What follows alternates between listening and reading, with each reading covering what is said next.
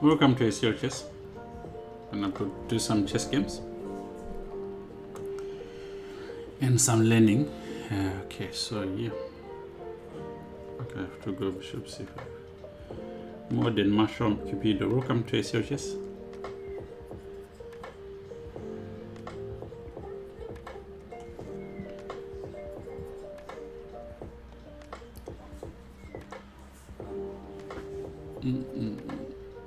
I don't really know if this is theory, but I do know that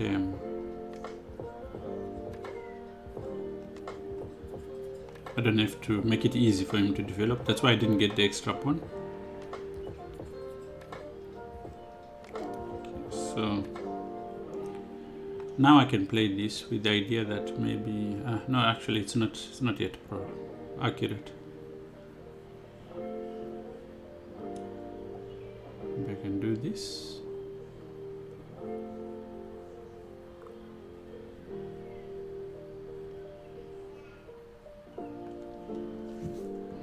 I was looking at these positions with e4, e5 this morning with my son, and they're very interesting.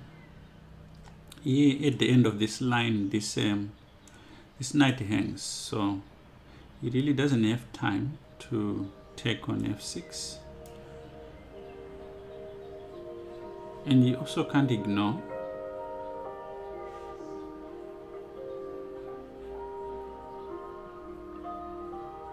really ignore.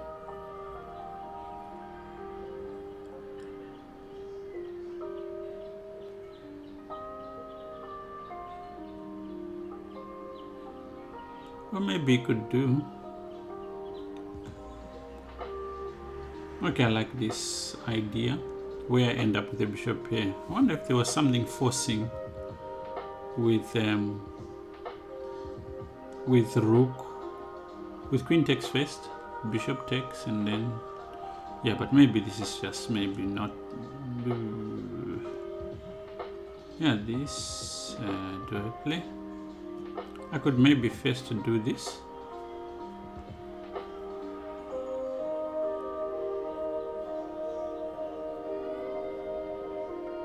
Okay, it's a little bit weird.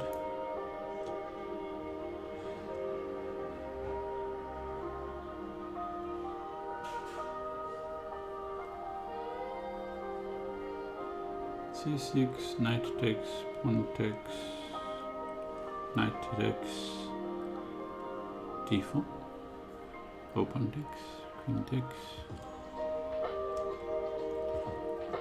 Okay.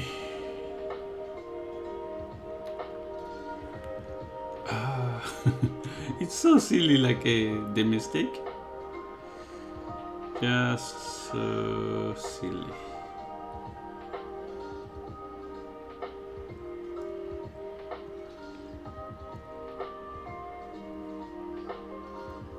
I could have done better. Definitely could have done better. Hey, welcome Janine Reed. SEO Chess.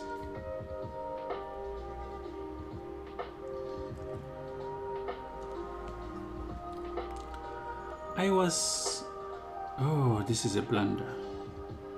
So the point is, if I take knight check, if I take, he can sacrifice the queen and still check.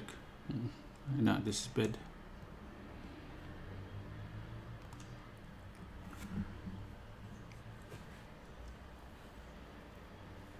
Okay, so let's go d4, knight f6.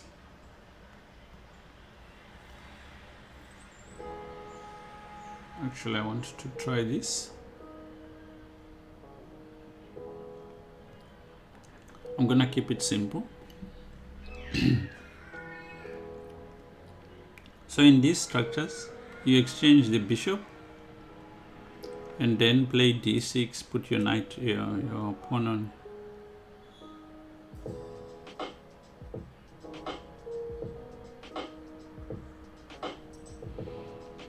I'm kind of forced to play g5 here.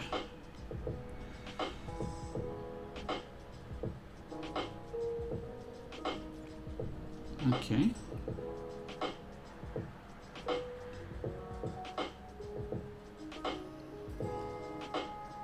Wonder if this makes sense.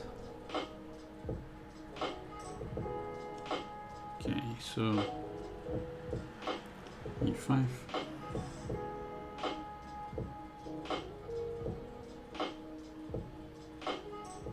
This is to prevent him from playing e5.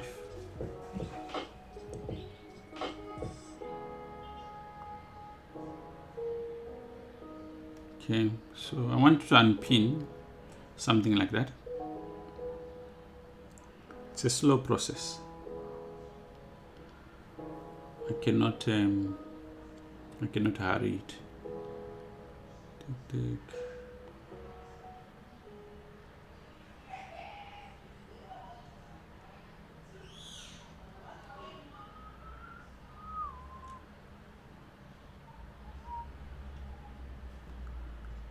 Okay, queen here. This is just bad defense. Now the problem is that now if he goes d5, I'm kind of stuck. Okay. Hey Pat, how are you? Long time.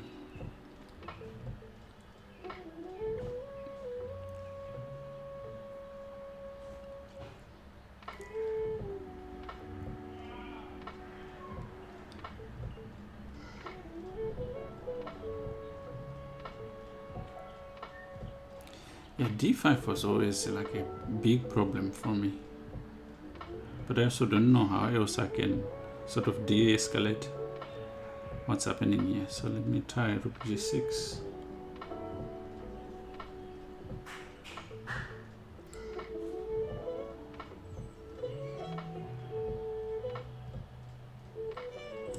The problem with knight takes is, of course, he takes with check.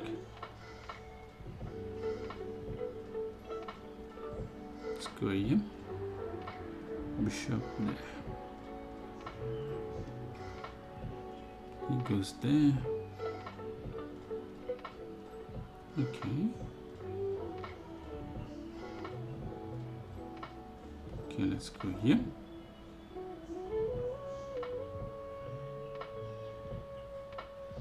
Attacking the queen. I think he might have made a little bit of a mistake here. He could have done better, for sure. His point is that if I pawn take here, he takes with check. He pushes this pawn and says check.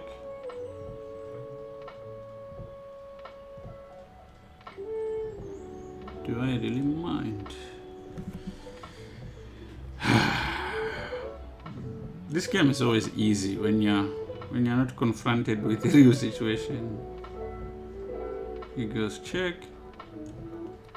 And come here. Oh, it's check. Of course, it's check. It's check. He goes here. You go there.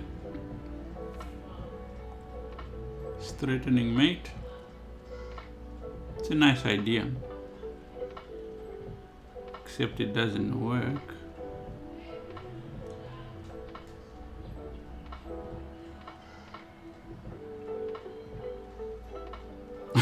The question is, how do I defend it? There's queen h6.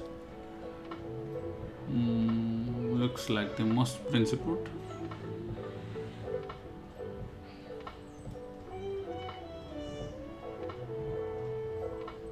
Okay. Knight here.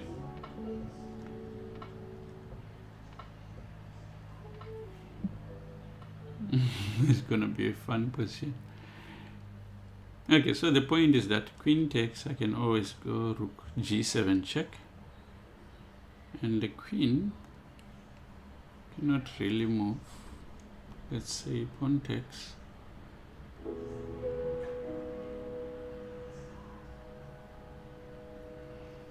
Okay, now I can defend with bishop e6. The point is that now the f7 pawn is defended, this is defended. Okay, this idea here just doesn't work. Oh no, it works. It works in the long run. Check. Okay, we can set by check first. And then protect the rook. Ah, that's a mistake. Oh, I'm attacking the queen. So this might just be enough.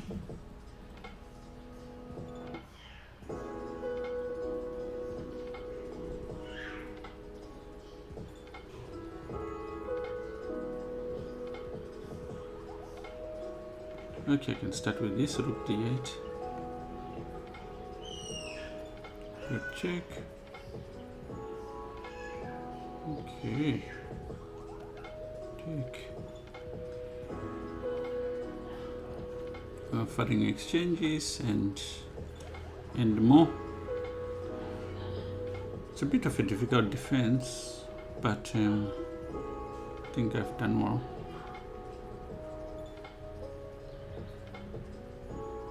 Not sure if this is even correct. Should be enough for the defense. I mean, makes a lot of sense to try and do this. Can do this.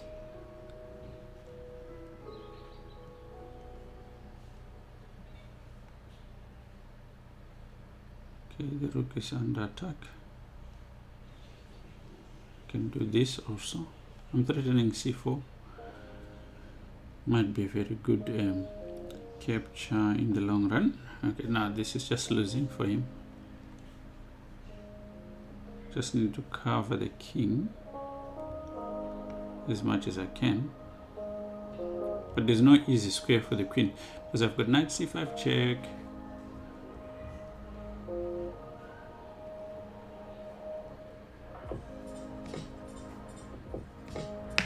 There might have been holes in the defense of the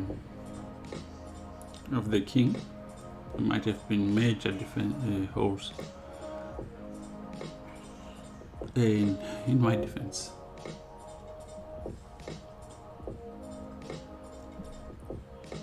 But it held. Okay, so it held in the long run. There's a tournament which starts at 3:30 and they play this tournament every week. I last played it a while ago. I wanted to try and play it again. But if I'm not mistaken, they use flat time controls in that tournament. So the time runs out a lot in those events. King's Indian defense we have. This is an old line.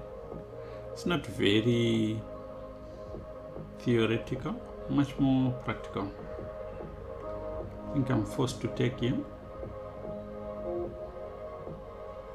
Okay, and then we play for these dark squares.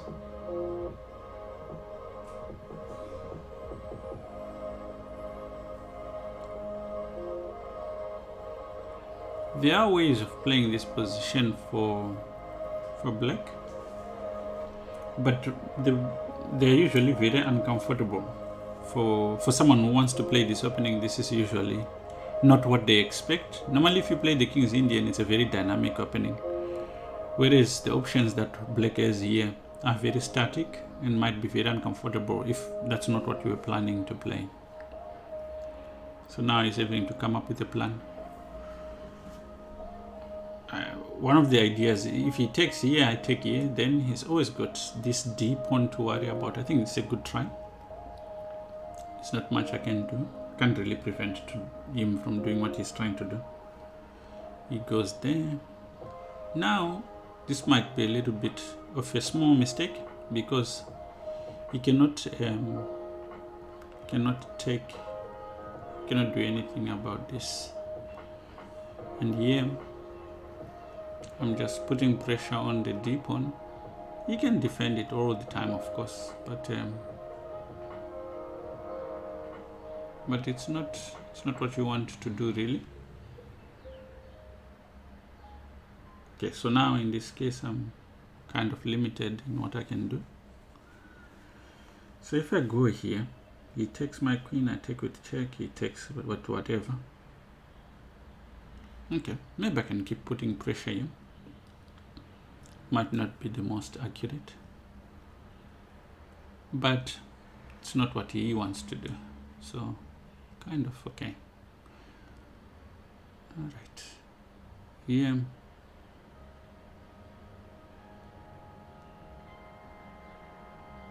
takes. Rook there.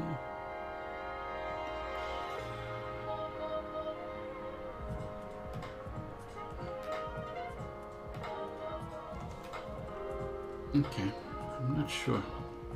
I could be wrong. I'm always open to the idea of being wrong. My idea is that I can always take on b8 if he goes rook d2. So he really doesn't have that option, so I get a pawn.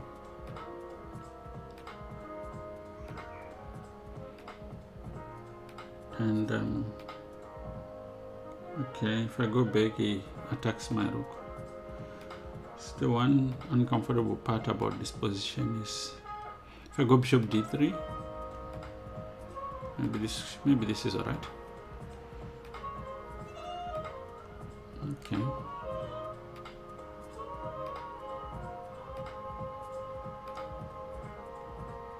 Okay.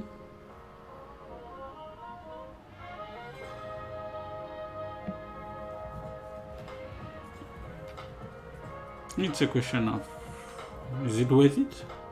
So let's say he takes on f3, I take with check, or he does this and I do this. And I could go knight f3. That would be this, not bad. So knight f3. I could go knight c2, that doesn't really also make sense. Okay, let's go here. The point is, I'm a pawn up and there are some weaknesses here. Eventually he has to pay attention to them.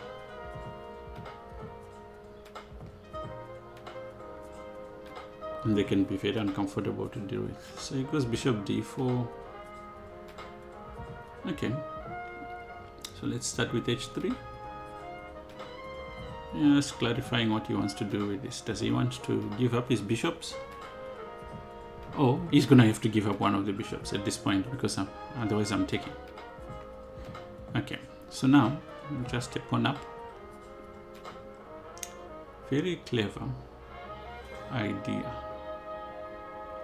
His real intention is to attack f2. My question is, which one is more important? I definitely want my a pawn. And I don't know if I had a choice.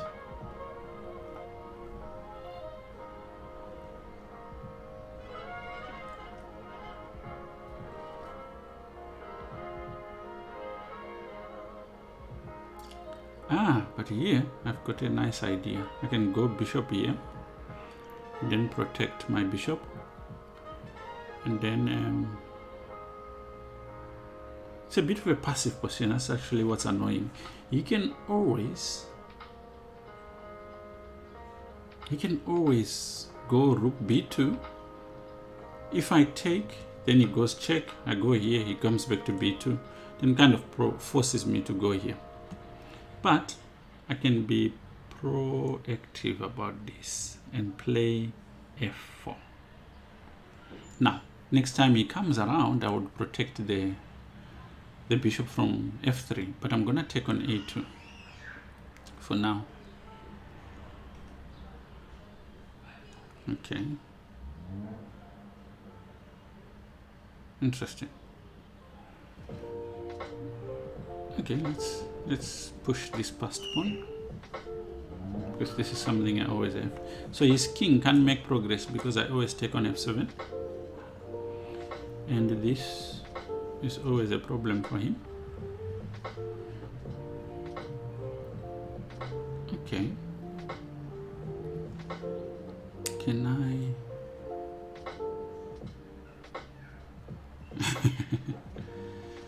oh my god. Okay,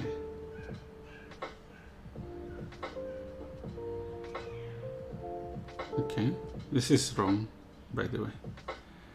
Just by the way, this is wrong. Okay, and now I can go check, take, you check me, but I can go here, It requires a little bit of thinking. I didn't handle it well. This is definitely not one of the main ideas. Okay, you can go h4. Yeah. I'm messing up. Yeah. Attack. Yeah. You can check me here and take this pawn. I am not doing well in this position. Can do this. Okay, this might be a little bit. I don't know what the word is. Might be really assuming a lot here. Okay. Go here.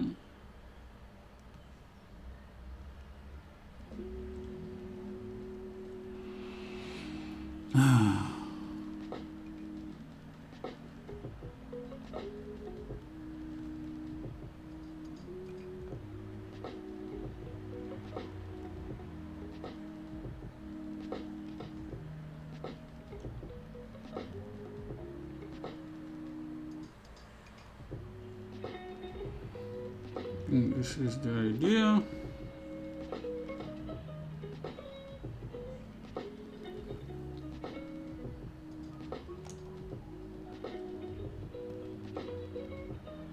Oh, you can promote here.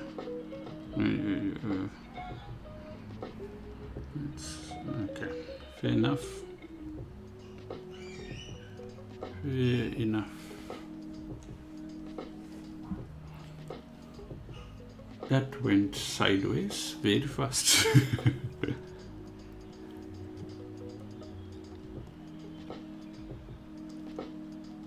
Okay.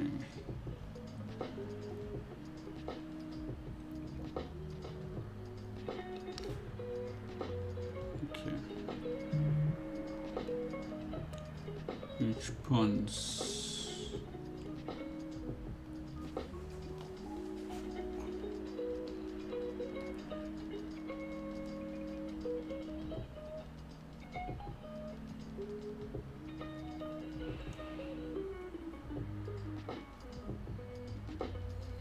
Perennial argument. Which one is better? The pawn or the activity in bishop pair?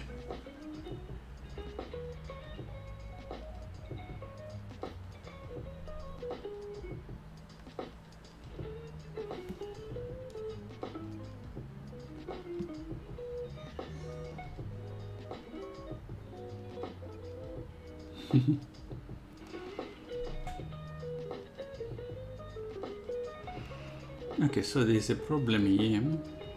The rook bishop diagonal, but I want to keep it simple. Queen here.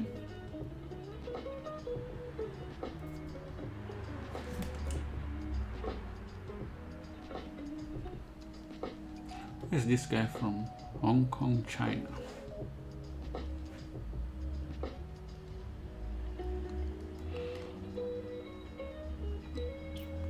Okay, so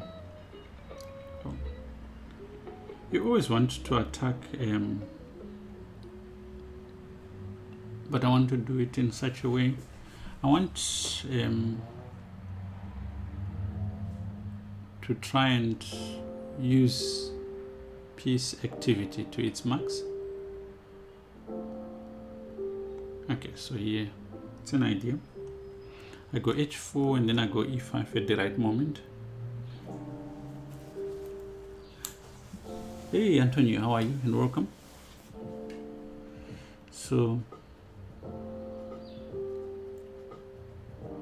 I've always wondered about this, like what's more important here? The space or the material? I definitely have been at the black side of this sort of material configuration and found it very hard to play because my pieces didn't have squares.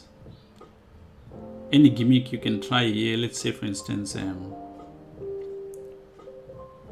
knight a5, it's not going anywhere. And there can be very unpleasant ideas. But for white, there's always ideas to play. So for instance, here I could then go d5. And it would be correct. Just after rook e1, everything seems to be working. Hey, Promed, how are you? Defalgant. I don't know, maybe I don't know. We might have played, I play a lot. So we might have played a lot. We might have played some. Actually, that's why I like the interface on chess.com. Because whenever you play someone you've played before, it will tell you like, you've played this guy before. So now knight a7 is definitely not what you are expecting to do in this position. So I go here. My idea is to maybe go g4, g5. Again, it's a restrictive type of play on his pieces. Just very hard to find moves. Rook b8 looks a little bit useless.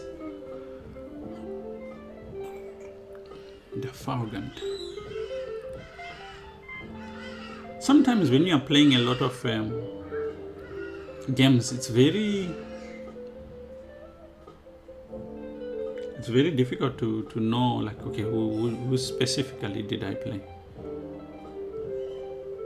Okay, so I like my queen, and I like I want to play g4, but sometimes after knight d7 my pieces might just be a little bit loose. So let me go queen e2. I can always transfer to the kings. Okay, but I don't know if there's a way to check on chess.com. So yeah, he wants to play something like knight a4, but this is very slow. I think I can go g4. If he goes, yeah, maybe I want to go g4, but if he goes knight d7, can I take? Okay, so let's go queen here first. My point is I want to go g4. If he challenges, I can still go g5. But if he goes knight a4, I can move my bishop here, and my a3 pawn would still be protected by the queen from the queen. Looks like a decent idea.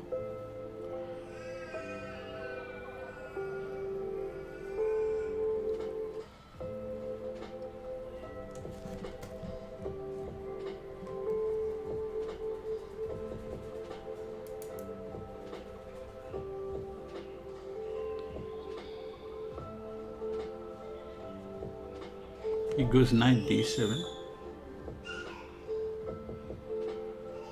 No. At this point I want to maintain this knight here and open the F file. Again, all about activity. The knight is a little bit limited here, and in some cases I can always play d5 if he tries too much. I'm gonna go queen f4, whether he plays knight g4 or not, but I think that this is a fairly decent move, and I'm gonna challenge this knight a little bit. Okay, let's put this bishop here again. Okay, the point is I want to attack the pawn like this. Okay, take, it's a pawn, bishop here, and okay, let's take okay,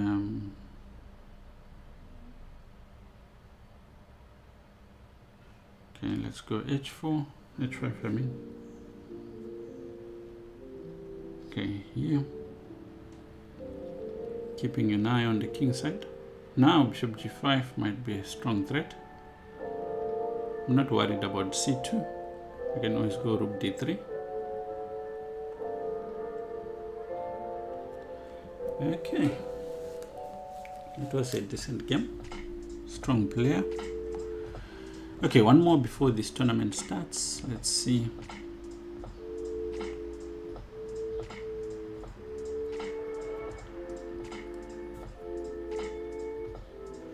Okay, guys, this opening is very dynamic. This is the Benko. I thought he was going to play the Benoni, but okay, this is the Benko. This is a very rare way of dealing with the Benko, but also changes the nature of the game from what black is expecting. So yeah, I can take. Yeah, I can take,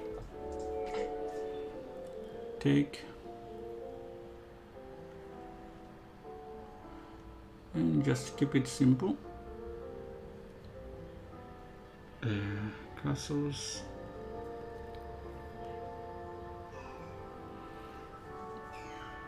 Oh, this then this way of playing, I'm not really getting any challenges. Well, this bishop is now so maybe not so well placed where it is. So let's say I go h3, right? I can now play f4. So the idea is, number one, I don't allow knight e5. I can allow knight b6, at which point I'm gonna go b3. Normally this is not possible because you've got a bishop on g7 and the rook on a8 is in trouble. But here there is no bishop on g7,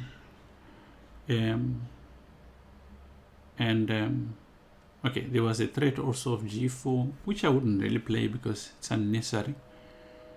But here my light squared bishop is kind of useless most of the time because of this d pawn. But if he tries to win it, I'm just gonna allow him. Go bishop b2. This bishop I'm always gonna play f5 if he comes back to g6. And it's a theme which we call entombment. So it will be a little bit of a pointless maneuver. Yeah, it's a bit annoying because I allow knight here. But now, since I've played that, I can prevent knight here by this move, and then I'm gonna put the bishop to f4. Okay, annoying, but I can deal with this. I want to prevent a few things. I want to prevent him from playing bishop here. If I do this, he takes here. Okay, I give him this.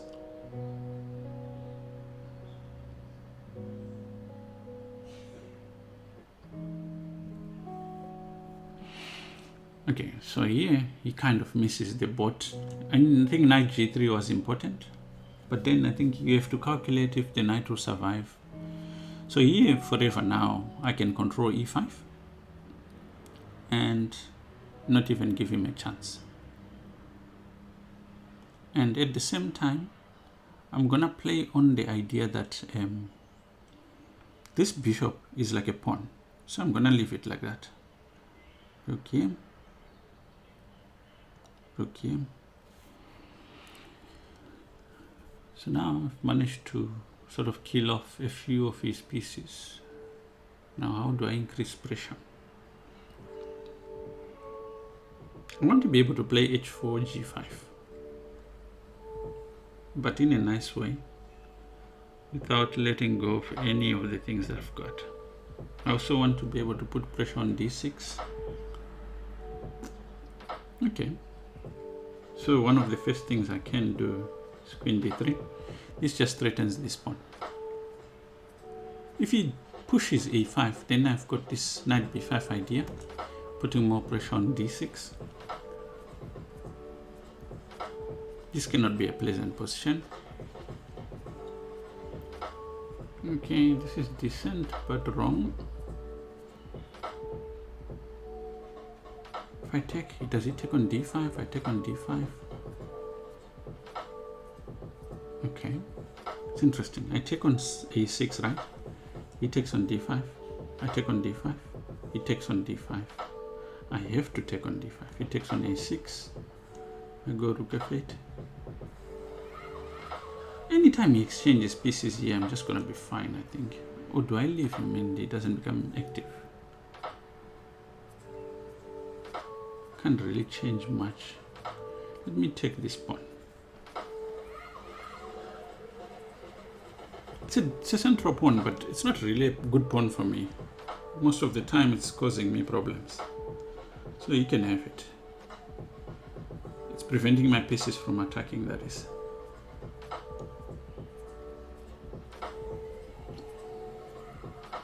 Again, the way he played it, the placement of bishops, or rather, like, this is why you can't keep trying to play the same idea, I guess, against some of these non-main lines. Because the position changes a little bit, you have to think.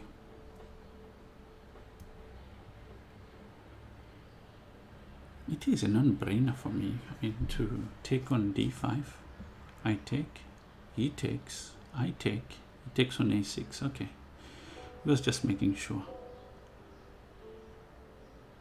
Okay, now I could go. Okay, I can't do anything because he's attacking f4 also, and he becomes too active anyway with his yeah. Okay.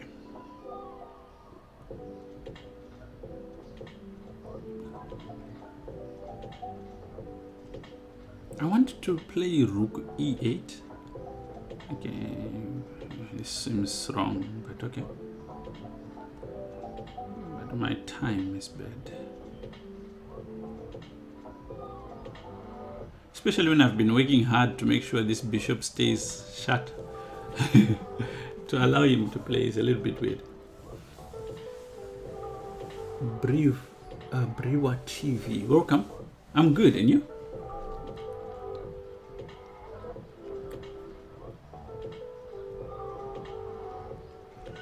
Yeah, like now I'm thinking, I'm threatening a few things. I might get something like this. Okay, you could exchange rooks, but that doesn't bother me much, right? Okay, now I take here.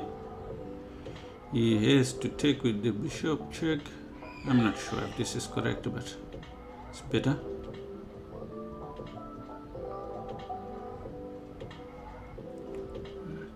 Oh, I should have mated him a long time ago. Ah, thank you for following. How are you?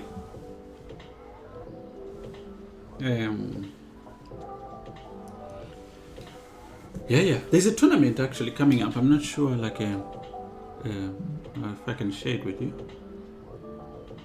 A couple of times I've actually tried to share something here.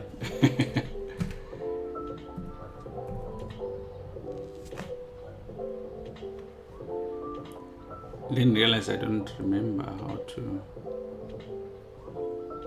I haven't looked into my stuff. Thank you, Briwa TV.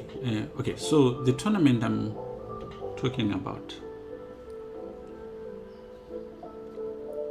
Let's go here.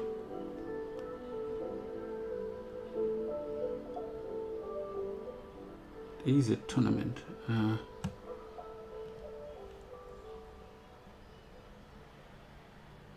That one starts in 2 minutes. Okay, let me try here. I'm gonna try and see if I can go for it here.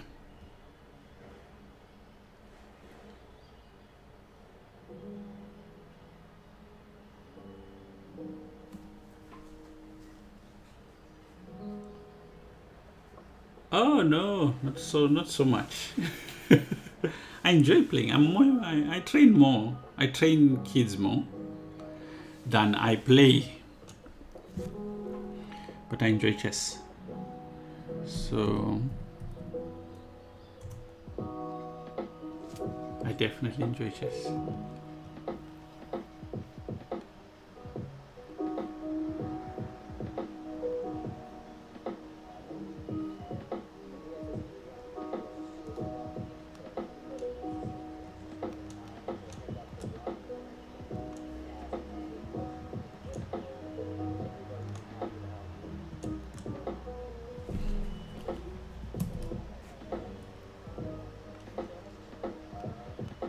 It doesn't take a lot actually to play decent.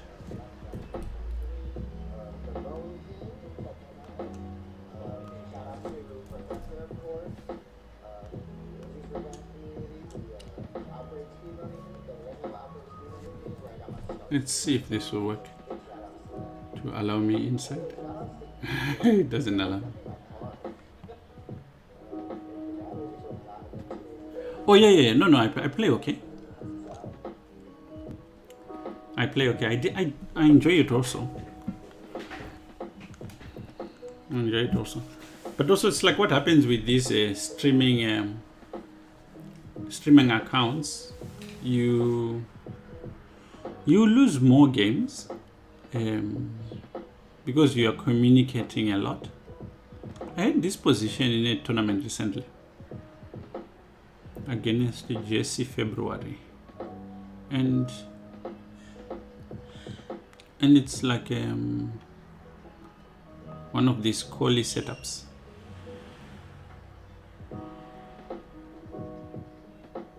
Just doesn't.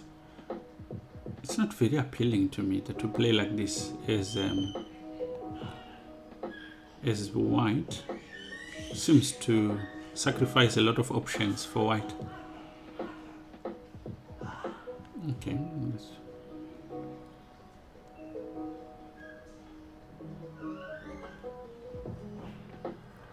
So let's say it takes, okay. I feel like, this is how I felt even during that game, that is black. You're not challenged in your fight for the center. You just get a center easy. There's a book I was reading recently which, you achieved fourth place in your last tournament. Was it over the board or online? It's Kuhaku. One of the things which got confirmed in a very old book by Romanovsky, it's called The Planning in Chess, is the idea that you can actually get far with chess by just applying simple basics. And that I think a lot of people struggle with doing exactly that, the process of just applying simple basics consistently. Oh, on the board. Oh, okay. Where are you from, Brewer TV? Which country?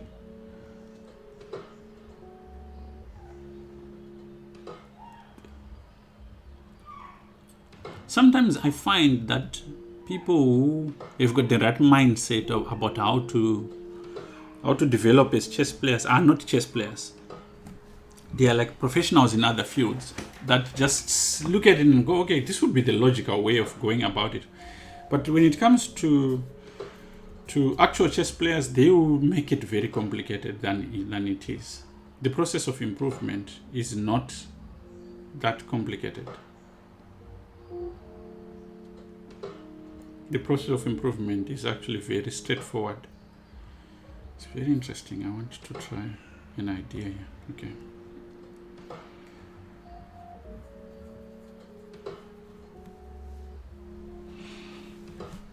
Okay, although I kind of got a lot of space here, this square for the knight is something I didn't take into account. There were some ideas here I rather didn't take proper, but I am happy with some of the space I've got on the queen side.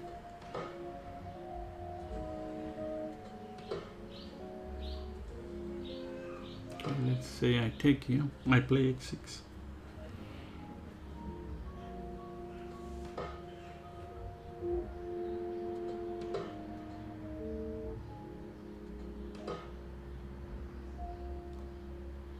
Okay.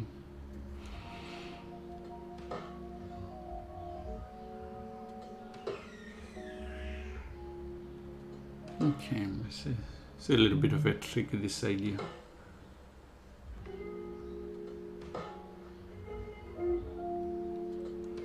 This idea, I've seen it sometimes where people think that if you exchange everything, it's gonna be equal.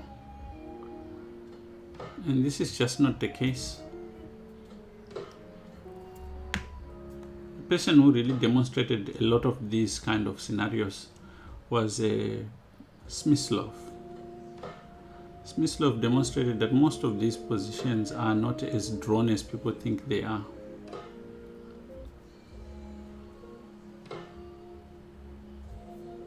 I am tempted to play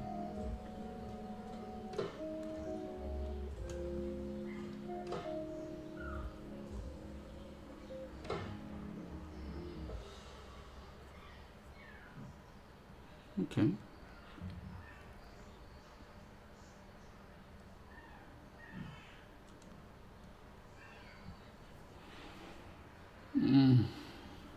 I might not have handled it also correctly.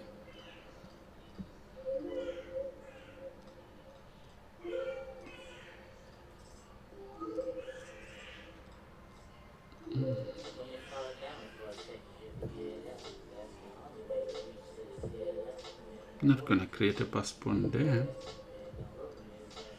So what can I do? Okay, let's. Oh, you're in Morocco. You guys have got a very strong players. That's where Grandmaster Amduchi comes from. Funny story. I was in Doha, and I walked into a room. I had been asked to come do some chess event there to do some training, and I walked into a room, and I saw a lot of Grandmaster I'd never met. Hey, Mini MJ, how are you? I saw Grandmaster Amduchi was there. I saw also, there was this Grandmaster, what's his name? I think Kasparov, the other Kasparov was there, not Gary. Okay, so this is a little bit probably not ideal. Okay.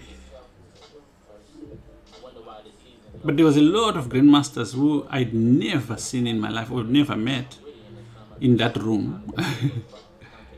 Yeah, Seiji was there. Yeah. And we were playing a tournament, just like that.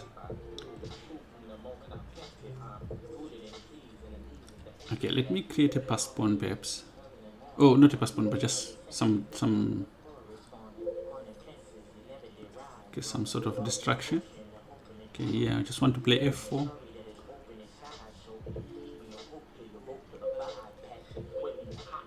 But this Grandmaster I'm talking about, Grandmaster Amduchi, is someone that we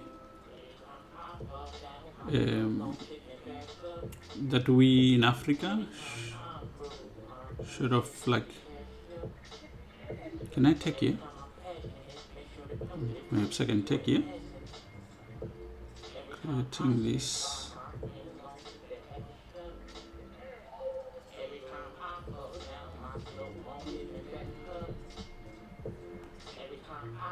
Okay, how far?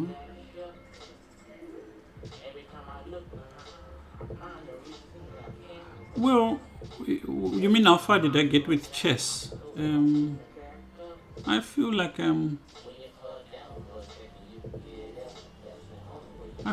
my journey with chess is still going. Mainly because I enjoy chess. It's just that most of the time it doesn't make sense for me to play chess. Financially, it doesn't make sense. It makes sense for me to. Yeah. Okay, I can do this, I guess. It's annoying to have to deal with this.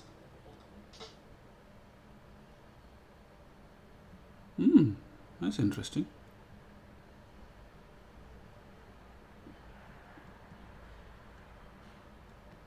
You have to do it also. You have to chase my pawn. My queen.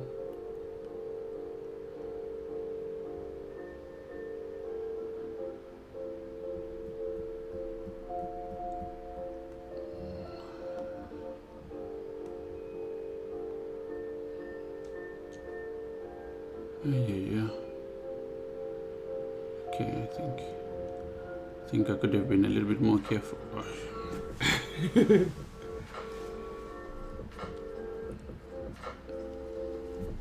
Yeah, I still want to play. Oh, no. I wasn't playing. I was actually coaching someone who was playing. So, yeah, I was preparing and helping someone who was playing. And it was a young kid. And he did very well.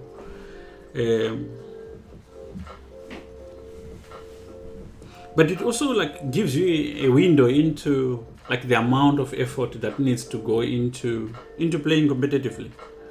Most of my time in chess, especially with more experienced players, I've been more in the background, helping players who are actually playing more. And when you have to prepare against players like that, it just orients you a little bit differently to how you train them and how you prepare and how you approach studying chess. And also one realization is that if you're a trainer, it's not enough for you to just be able to be a good trainer. You have to also motivate the student to do more. Oh, a lot of people play the Caro-Kann with black, especially it depends with what ratings you're looking at. So you will find that players in the middle category play more openings like the Caro-Kann than your top players and your lower players. The reason why lower rated players don't play the Caro-Kann a lot is because they are not strong positionally to be able to understand what they're supposed to be doing in those openings. That's one of the main reasons. The reason why at the top you don't see it so much is because those players at the top can punish you for the slightest strategical idea or mistake. So, as a grandmaster, you don't want to end up in a position where you're just suddenly in trouble because you missed something simple. So they'd rather play something like e5 or an established Sicilian where they know how the game goes up to late in the game. I think that's really the main reason why you don't see the... Yeah, they definitely like those because it makes sense. I was gonna play bishop takes. I was gonna play knight takes, but okay, bishop takes makes sense.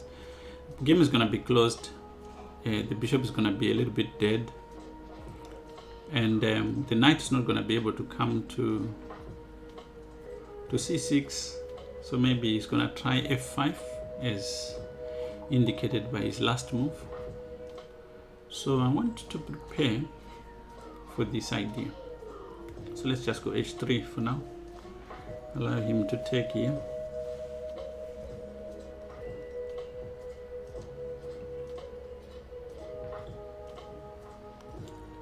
I don't have to take. Maybe I can play. Maybe I can play something like this. Then I want to push this. I was hoping I could play that, but alright. I have to keep an eye on the pawn.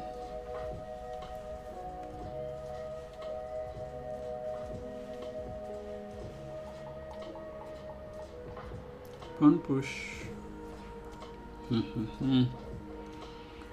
Pawn push takes with check first, takes. Okay, can I do this?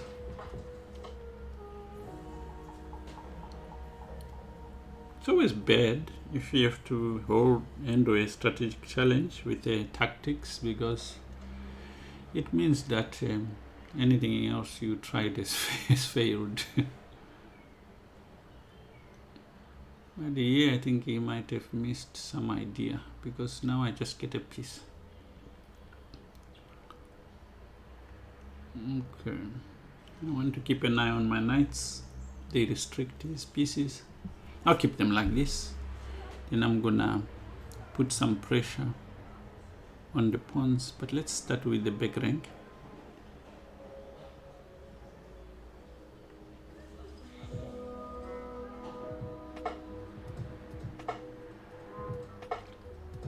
Okay, let's go like this first. So I'm gonna try to go f3, put this knight there, put this knight on c4, and there shouldn't be anything on the king side. He has to try something extraordinary just to survive.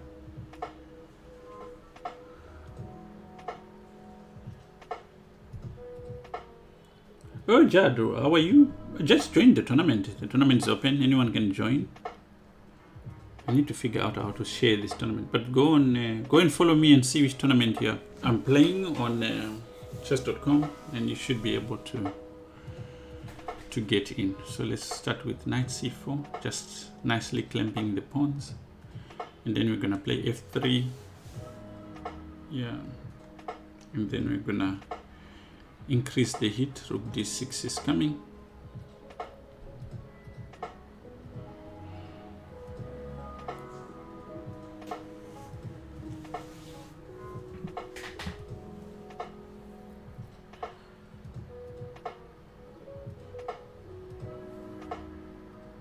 Yeah, d6 was a good idea. I wonder what would have been the best way to play.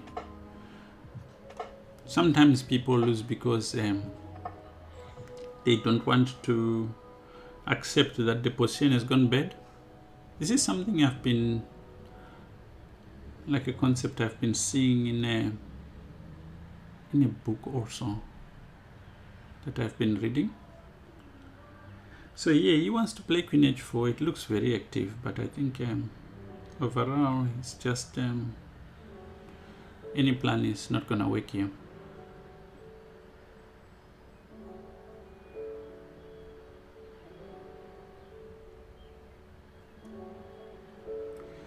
Yeah, bit by bit I'm just gonna be able to slowly convert this. So my next step is going back and exchanging another pair of rooks. Okay, now this might be a blunder. Just check. Oh, I might have messed up a little bit. Okay, I should have prepared this a little bit, because now if I go here, he takes on c4. Okay, step by step. I'm still better, so no need to. Again, a nice lesson is when you've made a mistake, it's better to quickly realize you did, instead of insisting that it's right.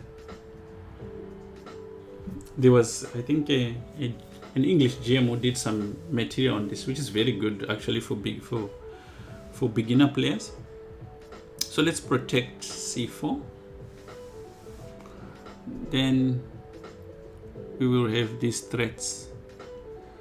Okay, this is always a little bit suspect. Check. So he has to give up something here. Okay, we take. Then we take some more.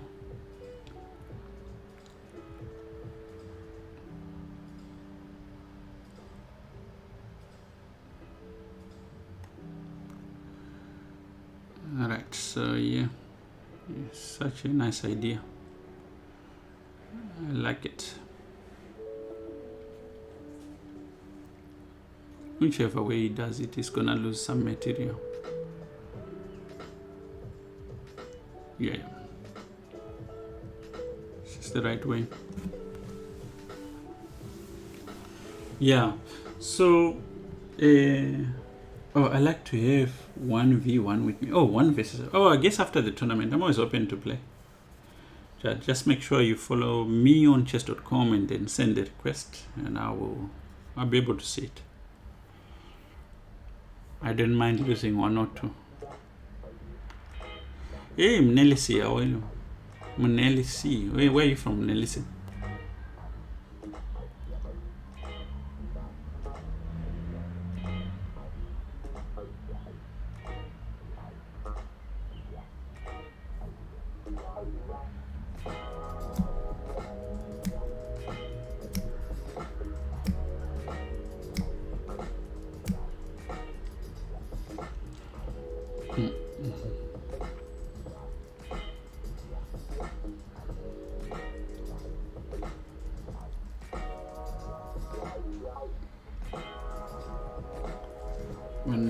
one.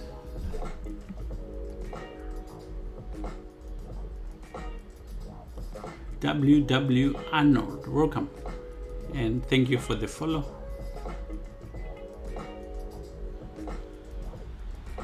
Oh, you're in Cape Town. Oh, you're in Cape Town right now. Welcome to the mother city. You're most welcome.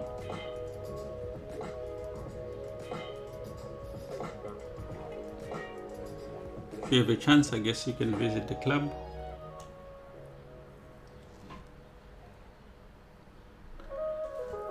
Yes, Jad, you can view 1v1 me, but you can do it after this tournament. I'm taking part in this tournament.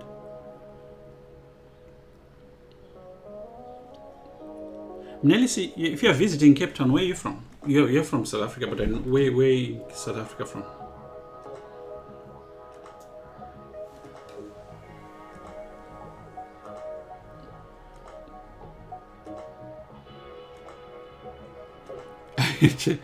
What, when you like miss that a piece is under attack? Brewer, are you referring to like when you miss that a piece is under attack?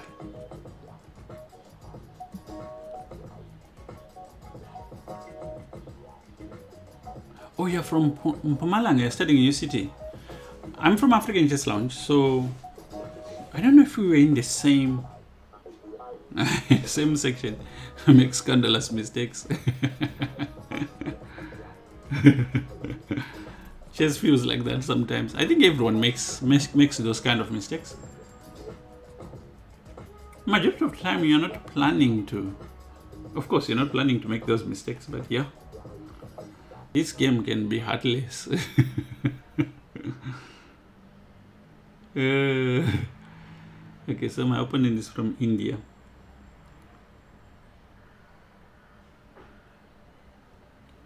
Now, what's crazy about this tournament is that I think this tournament was started at the height of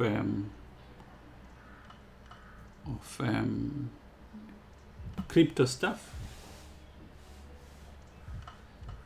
Oh, you're playing in the Premier League. Oh, okay.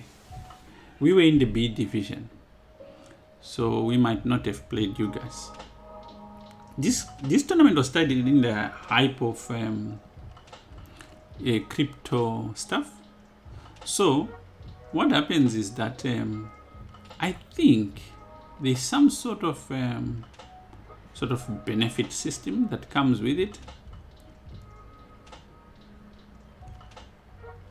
and but I don't know whatever that benefit is.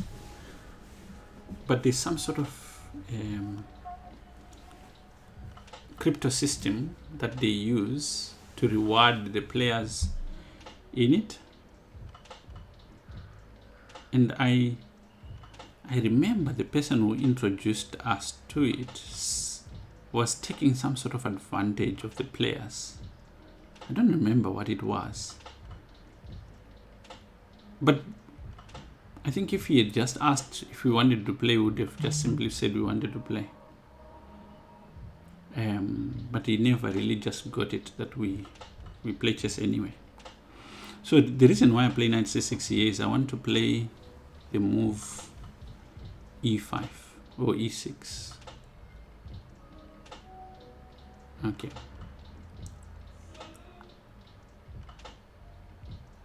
Okay, let's just go like this. He was attacking my pawn, so I didn't have a choice. Okay.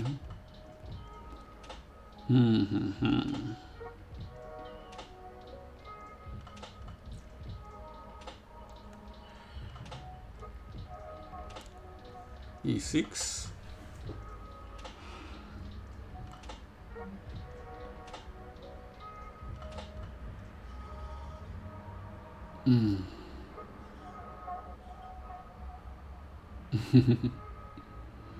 One of those positions where you want to sacrifice something, but for no reason. But definitely this is one of those. Okay, let me sacrifice something. I'm gonna sacrifice b7 so that I castle quick. Okay, now the question is, does he have something here?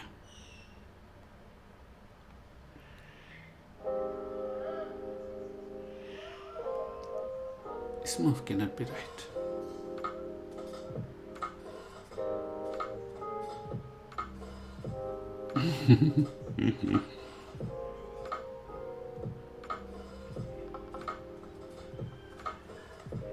Okay, this is the idea I have. It cannot work.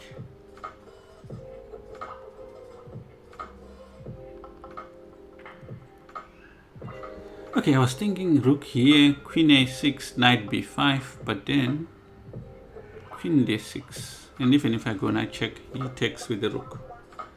I'm not happy with that. Hey, welcome, Basic Waterborrow. So how do I benefit from this lead in development, which I was hyping myself for? Okay, rook here, rook b6, rook here.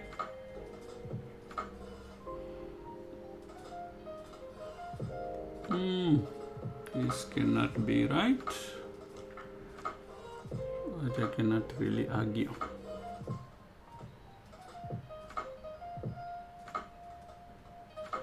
Okay.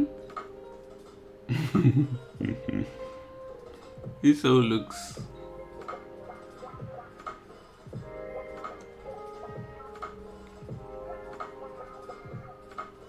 rook here.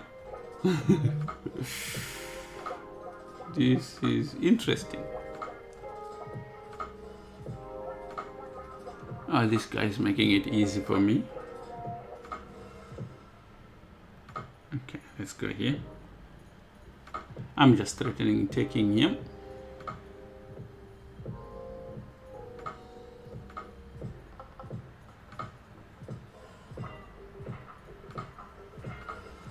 Rook d2.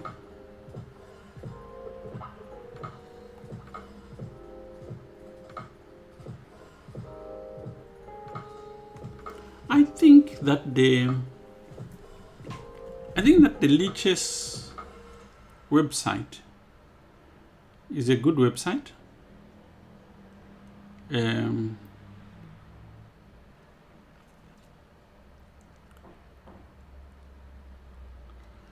I don't know. I just find it a little bit more user friendly. I think I can take on a3.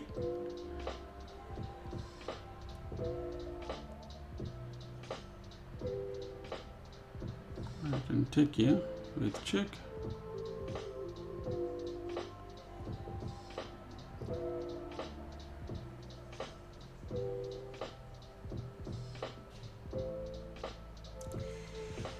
Can go check and checkmate. Yeah, I do think that the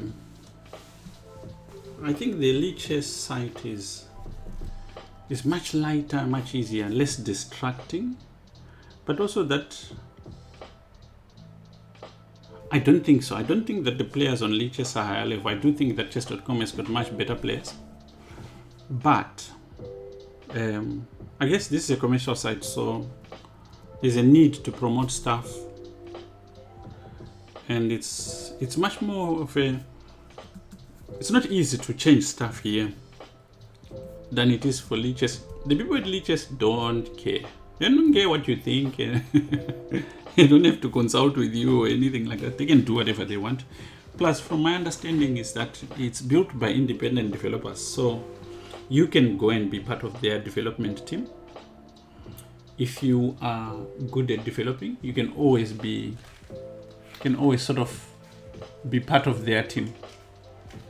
So I don't think they have much more like corporate oversight is what happens with chess.com. I don't think a developer at chess.com just does what he wants. It's a little bit different. So you're kind of tied into what the corporate guys think is needed. And yeah, I can understand why that could be annoying. Or at least why that could be restrictive. At the same time, I do think that the anti-cheating methods on chess.com are a bit limited because there's a lot of, they could be sued easily, whereas go and sue Lichess as much as you want. They can, if you don't like their site, you can leave, whereas chess.com has an interest in keeping you on their site. But they try at chess.com, they really try to make it comfortable for everyone, even though players complain, you know, like it's just when you have to deal with people, lots of people, it's not always easy. So I feel for them, but at the same time, it doesn't, you know, if someone asks you,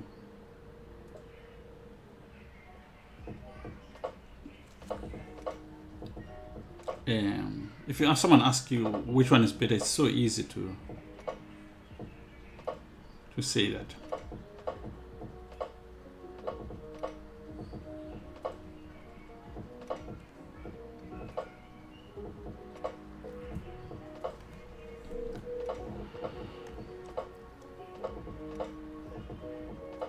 Is anyone watching above 1600 rated? And just, oh, someone is looking for a challenge there.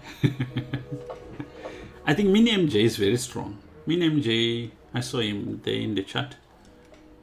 If he's available, you're gonna get a little bit of a few good games.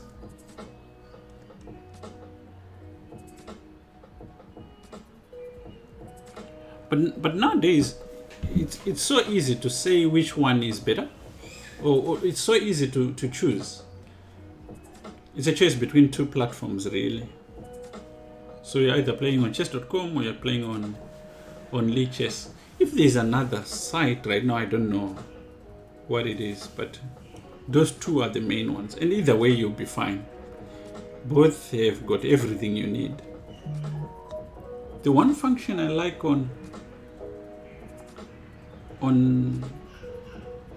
the one function I like on chess.com is their learning platform is very good. You can learn a lot of good things, like actual lessons. But it's once in a while I run into someone who really wants to learn.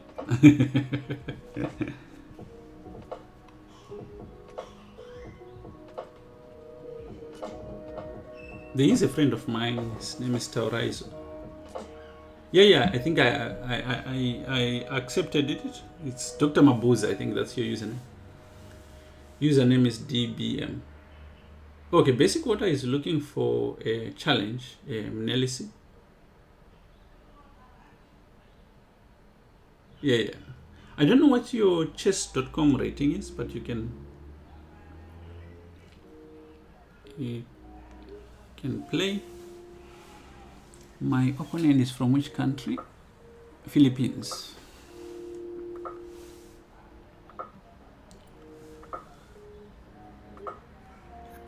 Okay, so I'm just playing a Catalan. Just like what I've been doing today, I'm gonna leave this pawn and try to recover it in a different way. So I want to try this. I've been trying this and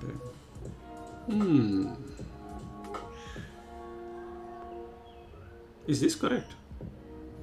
I thought knight e5 solves this problem. Or am I mistaken?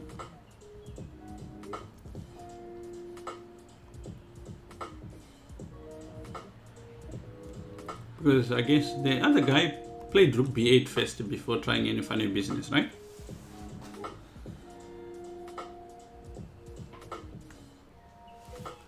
But then again, I mean, I would not be surprised if knight takes works and I take here and he recovers the knight somewhere and he's a pawn in the exchange. Something like that. It wouldn't puzzle me at all. that nowadays it's a playable line, maybe even. Yeah, like this. I do take the rook, but then he survives like this. Oh, you're also from the Philippines. I see. Your country has a lot of good players. It's produced a lot of good players over the years. It's interesting. I could play bishop here. Okay, but then I just don't like knight d5, knight b4, and I think I might just be struggling. Take, I take. He castles quick, but after e4, I just feel that I have a little bit of control.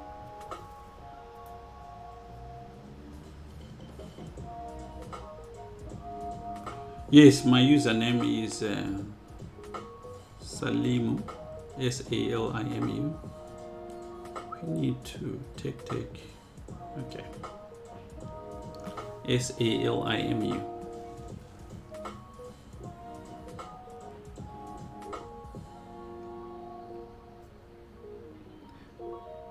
What's good sometimes, especially after learning something like this, what's good is spending some time properly understanding that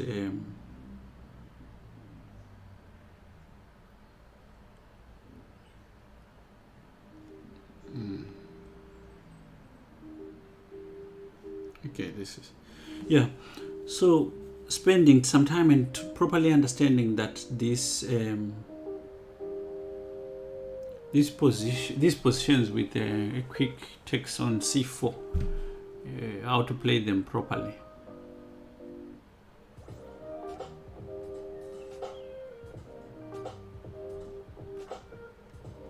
Okay, I wanted to play check and queen h, but there's always this. So now when I play check, and f4,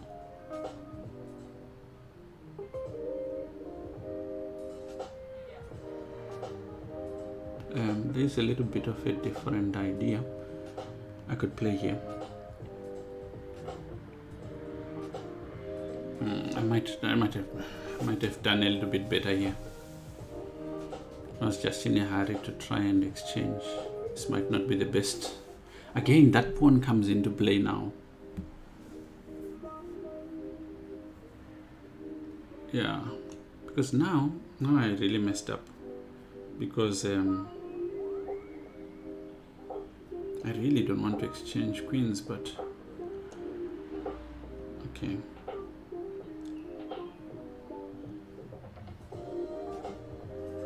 I really don't want to play like this. It's a bad position. Okay, but what can I do?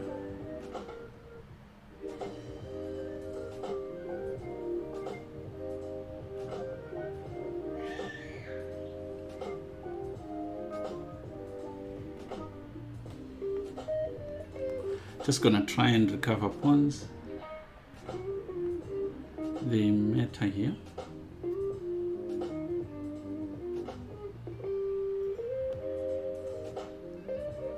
Okay.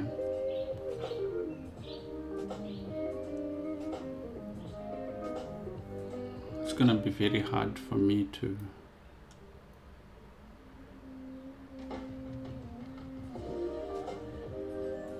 get anything out of this position, yeah? Okay.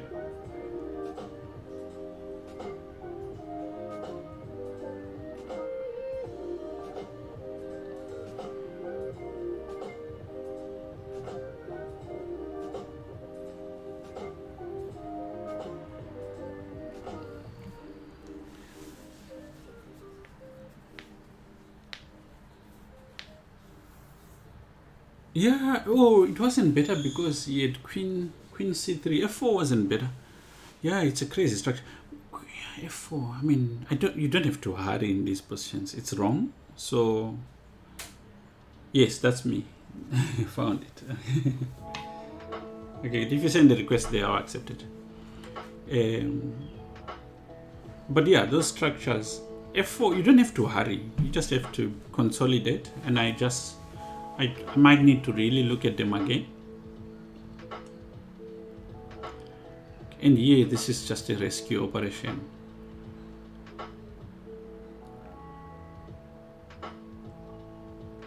And the way he's playing it is a little bit funny. Let's check. Okay, I go here. I want to... Oh, God. What am I doing?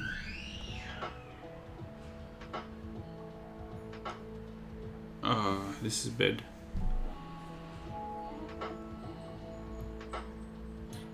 Okay, so now it's really gone.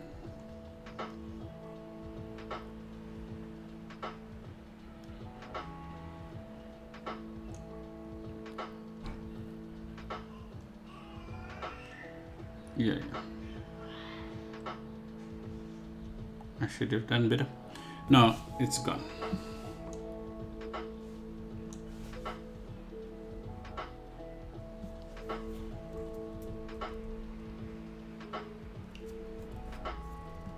It's gone. Instead of rook c1, maybe a4. Where did I play rook c1? Let's say. Where I played rook c1. I played rook c1 here. Maybe a4. I didn't like this because of b4. That was why I didn't. Then he's got c3 and his pawns are coming quickly. That was really not right. Oh, that didn't feel right.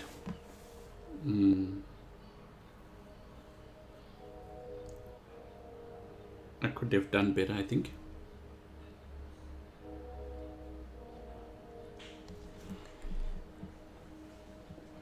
I don't like losing positions like that because it's actually some stuff that I've actually spent some time on. So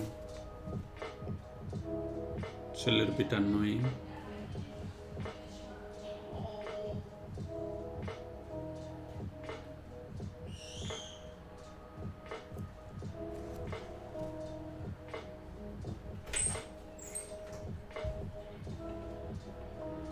Okay. Yeah, so that was a mistake, huge mistake. Is that you, Kevin? Yes. Can you give me a drink? No, not yet. Bring me a new cup. Which one? And a juice. The mango. Yeah.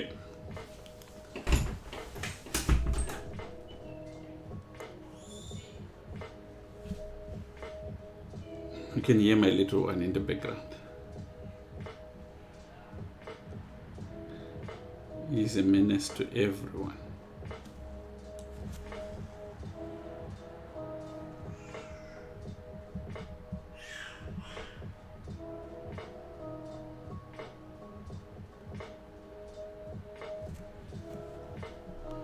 Yeah, rook c1 would have been. But it's an interesting setup. I would definitely. I'm much more even motivated to look at it after. There was a game I played at a recent over the board rapid tournament, and what did I do in there? I was playing black. No, I was playing white. I had a position very comfortable like that, and just slowly drifted. Sometimes this happens when you don't know the structure you're playing, and you're kind of figuring it out as you go. Especially positions that have got a specific way they must be played, like a method. As a player, you would need to invest a little bit of time into understanding what that method is.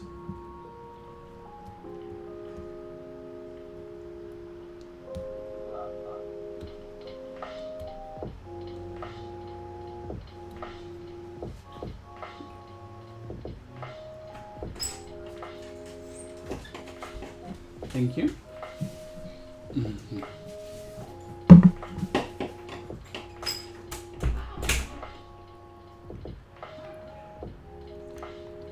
Okay, here we go.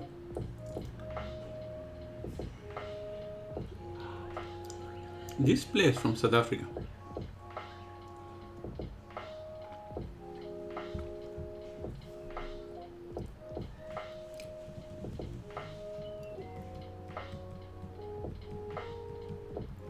But he's not playing.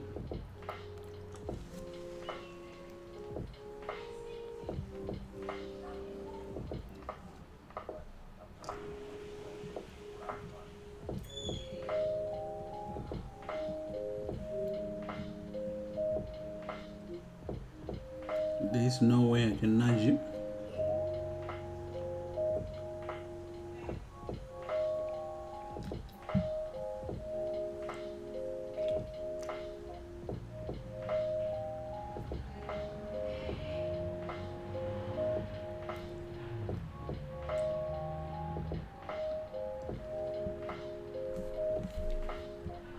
Make a move. Raises that idea that if you get to a tournament, and which is better, for your opponent to be there or your opponent not be there? You get a point if your opponent is not there, but it's pointless. Maybe he's playing because of load shedding.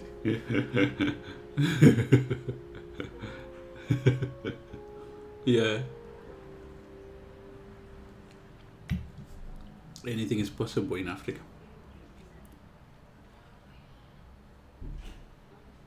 It's very hard to explain to someone who's never lived the life.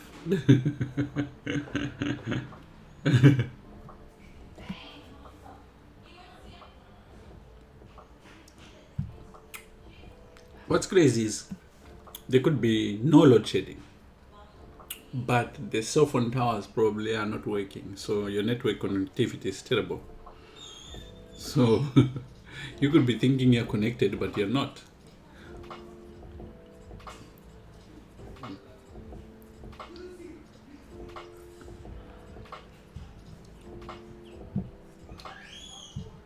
It was something I actually found out. So in my opinion, when I was doing some sort of program where we were trying to help some kids in remote areas, and I was thinking, oh, the national provider for network services should be available everywhere. Especially in rural areas. I was shocked to find that there are some places where like there's nothing, absolutely nothing. So we could even get these kids devices or whatever, and it wouldn't even help because there was no connectivity in the areas they lived.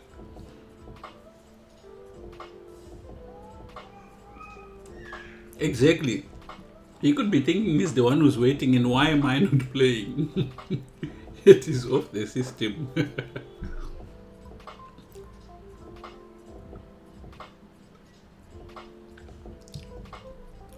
And then, like for streaming, so the recommendations for streaming services worldwide is like, oh, if you've got a 10 meg line up, 10 meg line down, you should be fine. There shouldn't be any skipped frames or anything like that. Go and get a 10 meg here. It will jump frames like you won't believe. And I had a decent line and it still was jumping frames.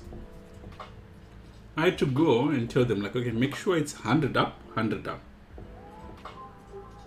just to be able to operate without any glitching or. So Africa has got its own challenges.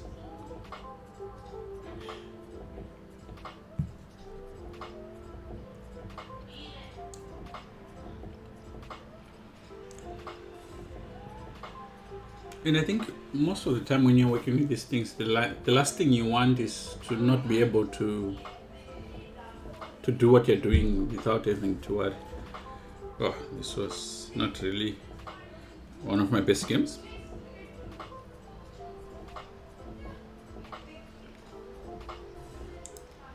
I almost went to game review.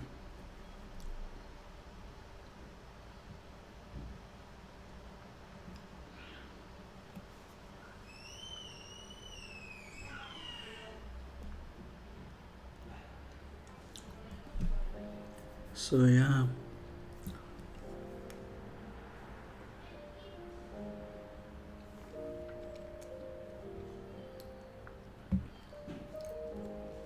There is the Saint Louis tournament coming soon, right? Starting in a few days. Yeah, 100%. Listen, I didn't even try. 100% accuracy. That must be the dodgiest way of checking if people are cheating or playing well or not. That 100% accuracy. Because if the other person blunders, I think it increases your accuracy.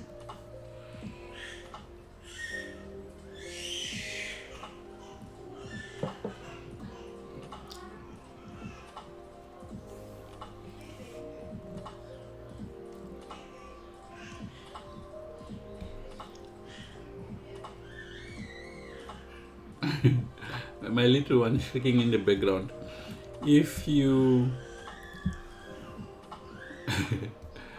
normally you run because you think like the world has come to an end, and you arrive at there and see he's crying because he wants the channel to be changed. Especially when he's persistent like that, he's fighting with Kevin. Now I think Kevin has given in.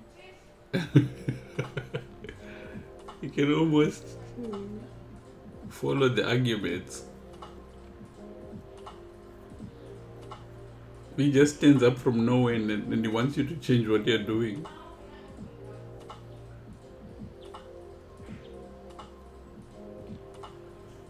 Hey, Hobek, how are you? Long time.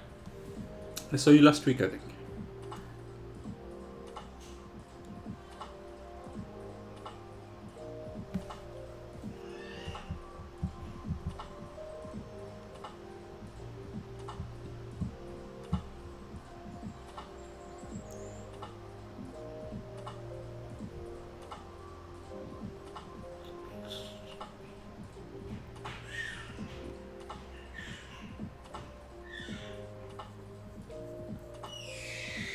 So we've got 9 rounds, we've played 4.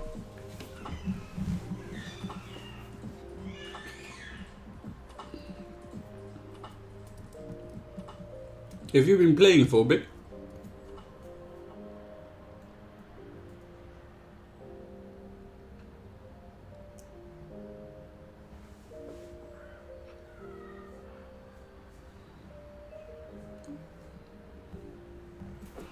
I'm currently number 20 with 3 out of 5.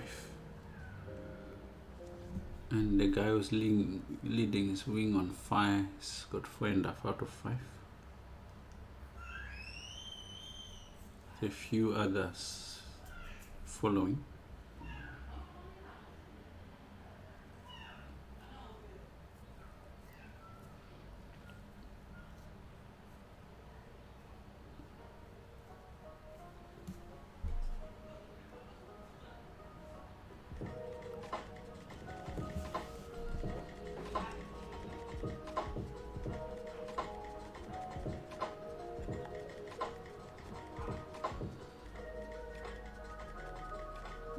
You lost all your games. What type of tournament were you playing? I will lose some games, not all of them.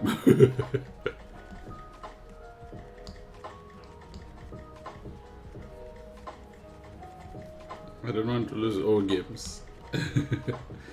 Just some games, yes.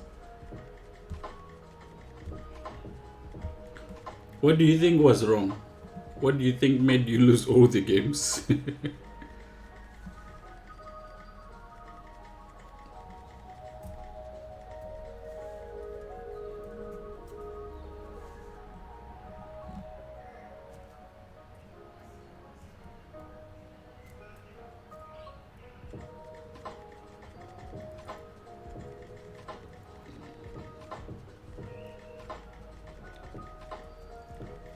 Why all the games so big? Tell me.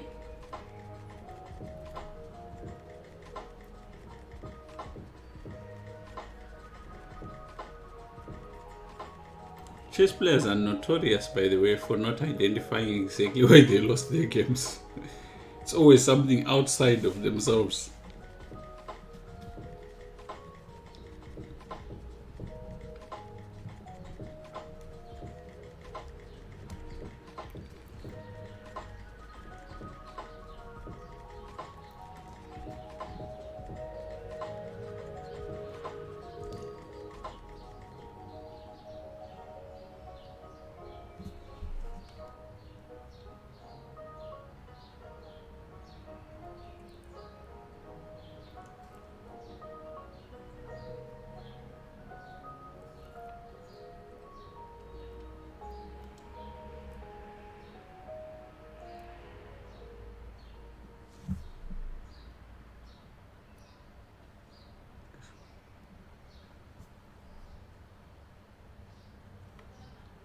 Oh, I see. Load shedding cannot be a reason for losing it. Maybe. But you would know before it starts, right? That I'm about to go into load shedding. So, one thing about it though, that it's at any given time what time is gonna be.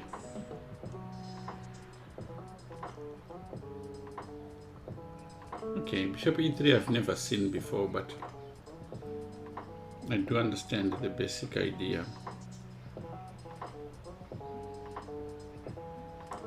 Okay.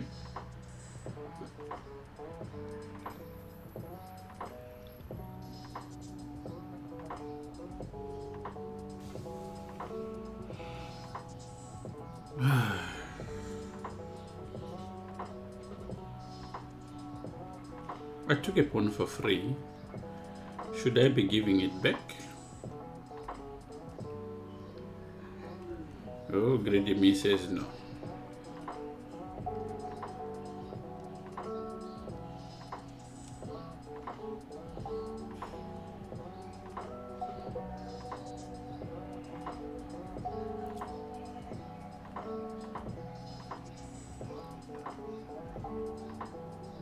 Yeah. I think I got greedy too much. Okay, let's go Bishop D7.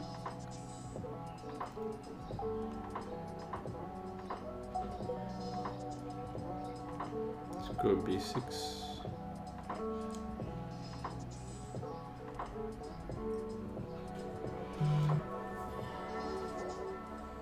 Yes, so I can't use the excuse of load shedding anymore.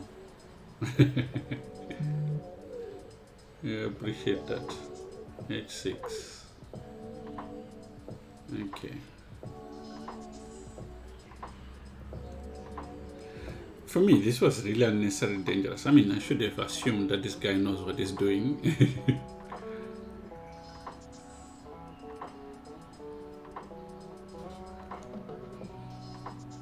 F4.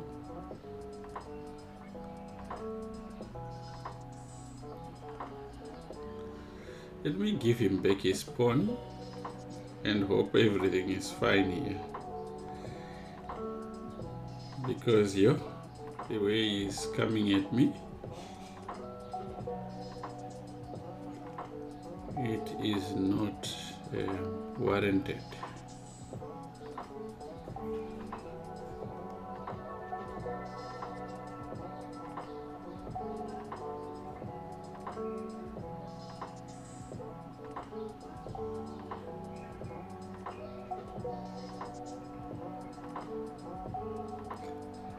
Okay. Support things a little bit by bit. Of course, at this point, I've got zero advantage.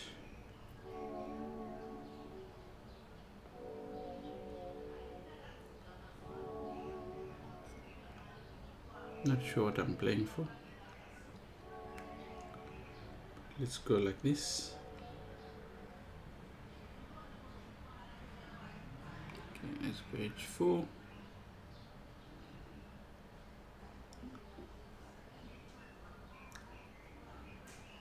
It's a terrible position with no counterplay. Very interesting idea that he played. Okay.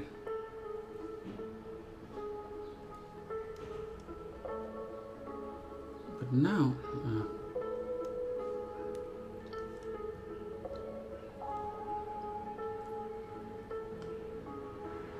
okay, now I think he might have made a mistake.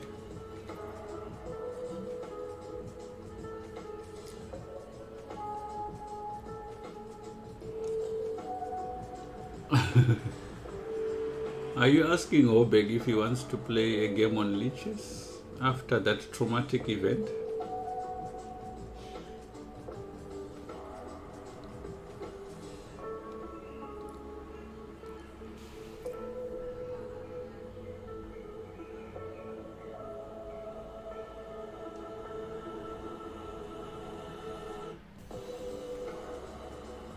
Okay.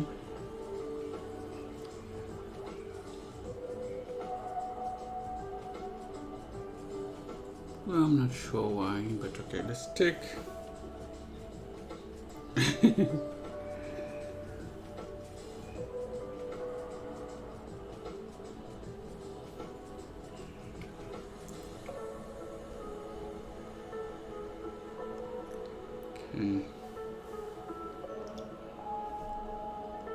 Oh, a few pawns up, I'm kind of sacrificing the quality of the pawns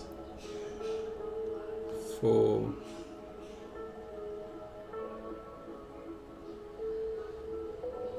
some breathing space. I cannot be better, for sure.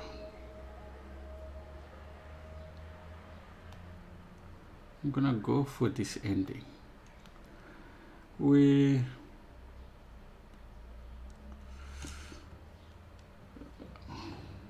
Okay.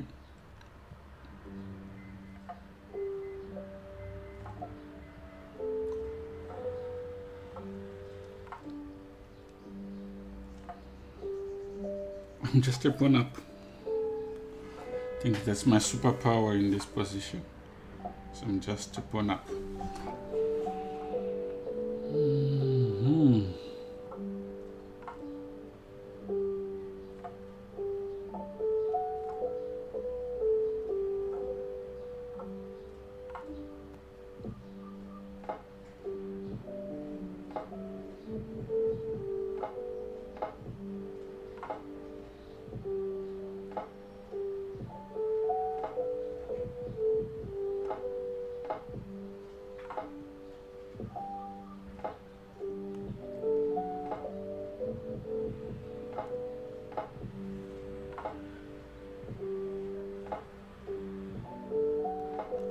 Okay. Oh man, this is so frustrating because I can't actually do anything about this position. Oh. Oh.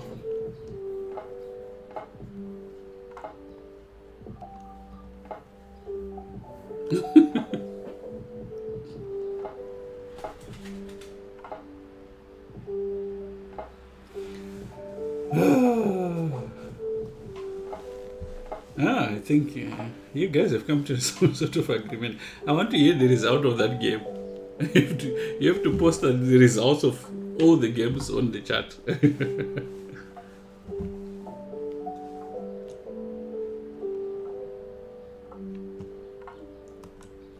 Okay, so I misclicked here. So I guess I'm just a bit better. Check, and then I take. But always when I take, this pawn hangs, so not really clear. Not clearly winning. But he has so much time. He was playing very fast. Oh, I feel from... I have a lesson at 5, so I'll push this to 5 o'clock. And then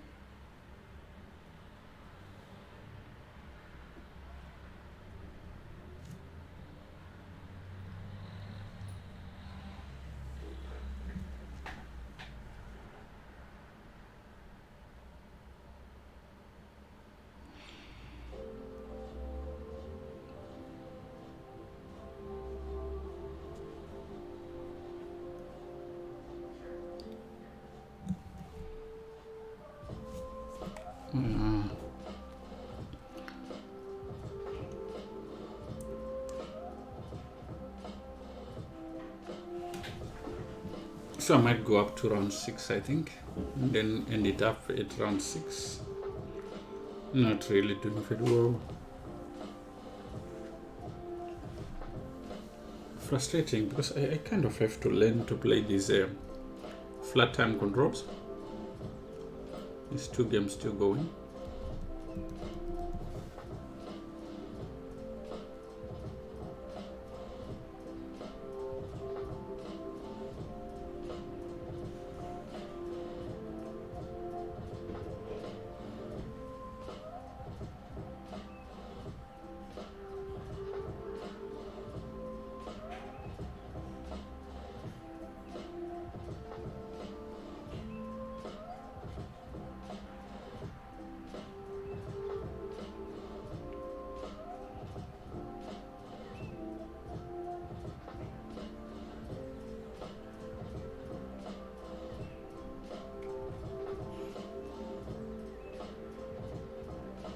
Mm-hmm. Okay, so we're just waiting for the next round to start. I think these two guys are playing against each other, and they are done. Next round should start.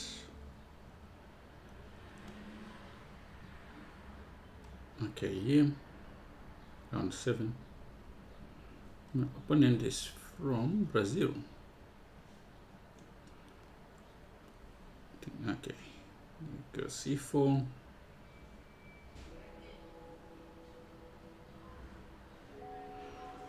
Okay, might be getting this line the whole day today.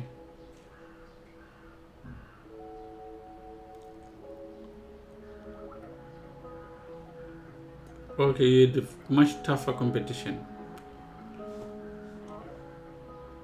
But that's what you need.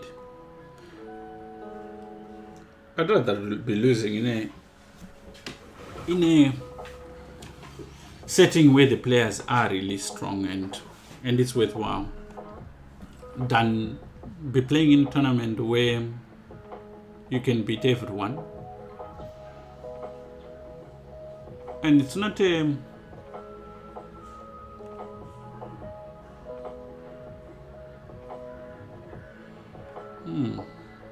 sometimes this position arises with your queen on d2, so on c2, so it makes sense, but yeah, it might just be a mistake.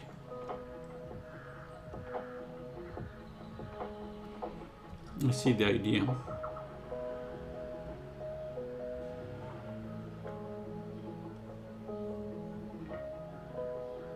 Okay.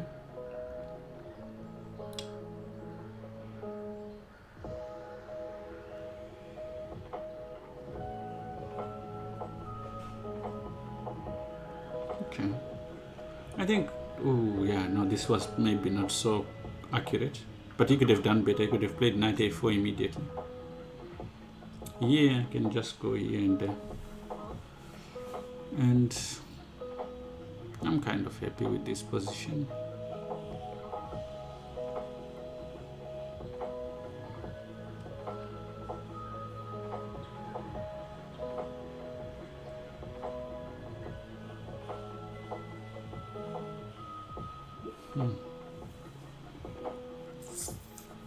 I don't like moving backwards.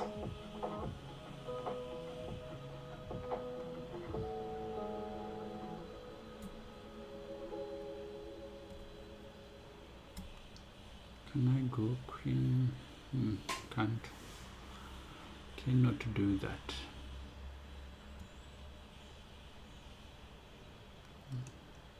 Okay, take.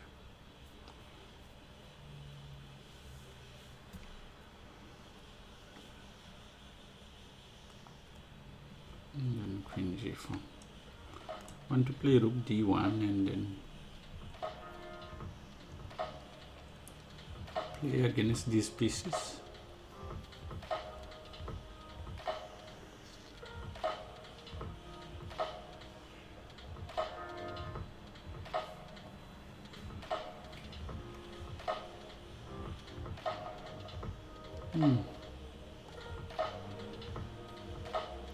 F6 doesn't make sense.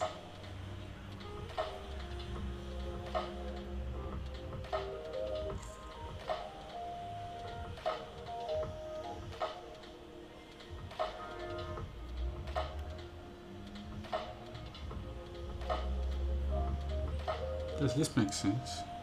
I go d5.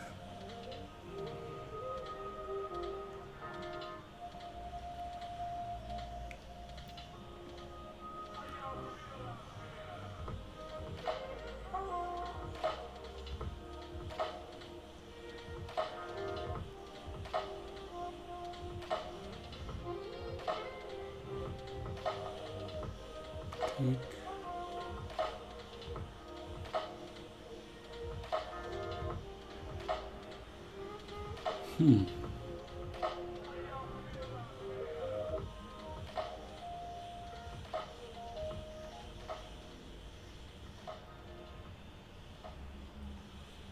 I did think about rook d1.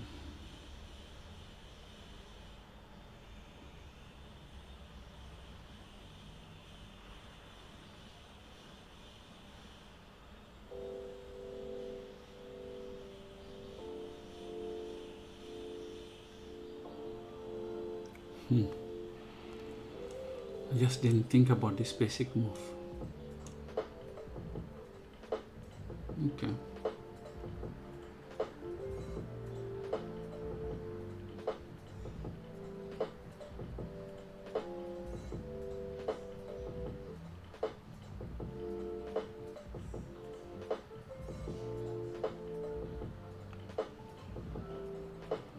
Okay.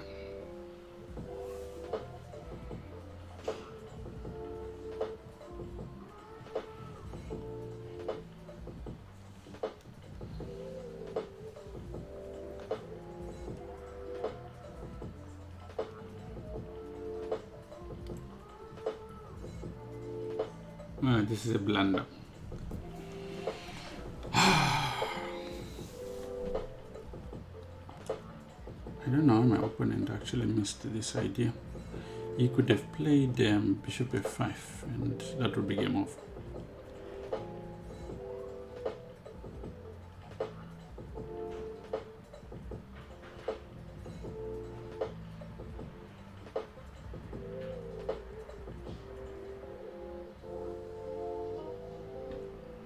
But here it doesn't really even help me. This information does not help me.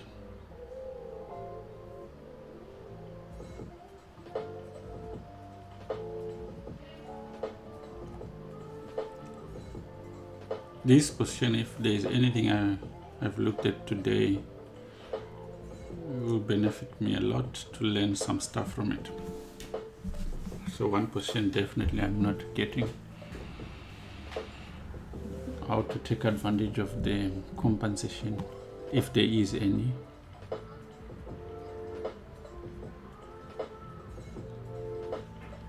Let's go here.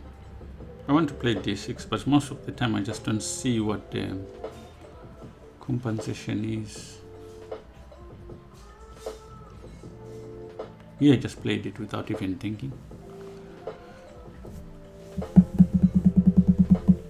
Doesn't make sense. Doesn't make sense. I need to look at this particular position in detail.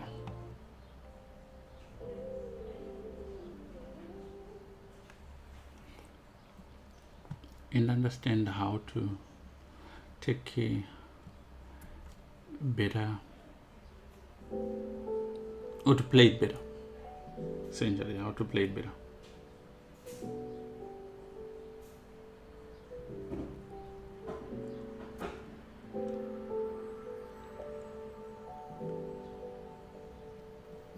Okay, let's go here.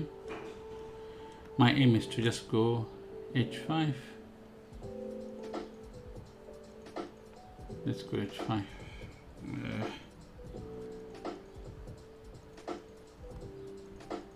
So f5. Okay, check.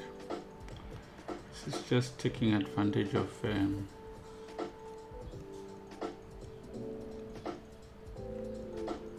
this is just taking advantage of the tactical mistake, but here the idea is to play f5, f4. The bishop dominates the knight, but I don't have enough time to execute what needs to be done. I'm just gonna f4, f5. He goes f5. And here the knight is dominated, so you can go something like this.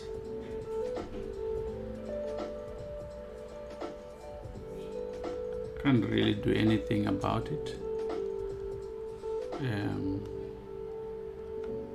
Point is second. Okay. Okay, good. Very informative. I'm gonna do some homework on this and get back into it. It's good to test stuff like this, especially if it comes, you get challenged on it. Thank you so much for joining. I will see you on another stream. I have to get back in class. Bye bye.